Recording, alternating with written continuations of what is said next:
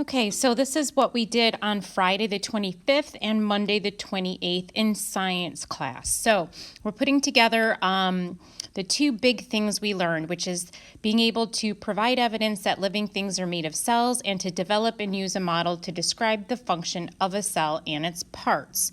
So the first thing we did is just reviewed our due for exit slip to make sure we were all good on that. So I'd like to share that with you and just review that.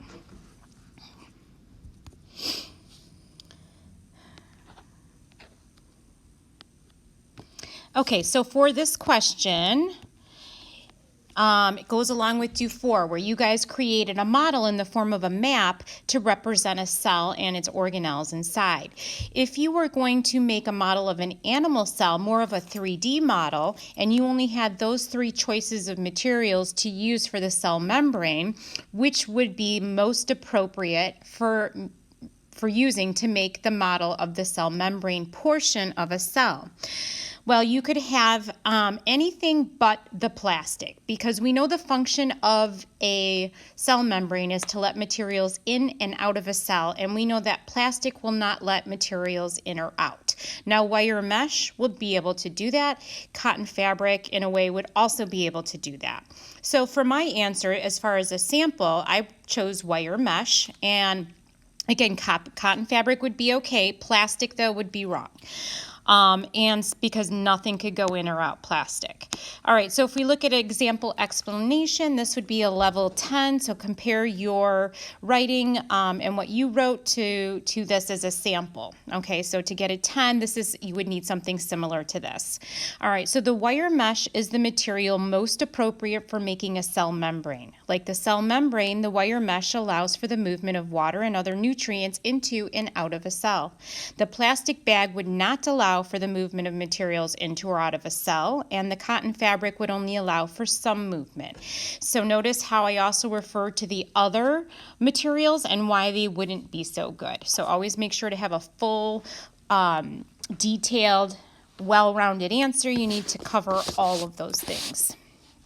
All right, then we just reviewed the CER process. Again, you should have done dozens of those last year, so this shouldn't be anything new, but it's been a while, so we should kind of review. We've done one this year as well, but it's one of those things that I think is good to take a look at and get fresh in our heads.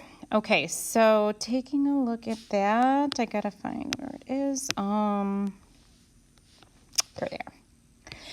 Okay, so for due for, you guys made that model, a map of a cell city. And so you researched the different organelles, you found out what they did, and that they all had different functions, just like parts of a city all have different functions. And they all work together, though, to make a healthy cell or to make a healthy city. So then you had to write a scientific explanation, that's all a CER is, about whether or not a single cell constitutes a system. Last year, you should have also learned about systems and what makes a system.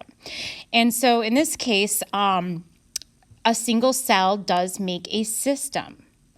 And what is our evidence? Well, cells are made up of many parts, as we saw above in due for, and each cell part has a unique function as we researched and discovered. So the reasoning is where you put it all together. So your claim is what you're going to prove, and that's based off of whatever prompt you're given. Evidence can be bulleted, and that's data you have. It's facts. It's not your interpretation of them. And then the reasoning is where you put it all together. How does that evidence prove the claim? And you show your science knowledge. So first of all, a system is something that is self-contained and fully functioning. So we need to know that you learned last year.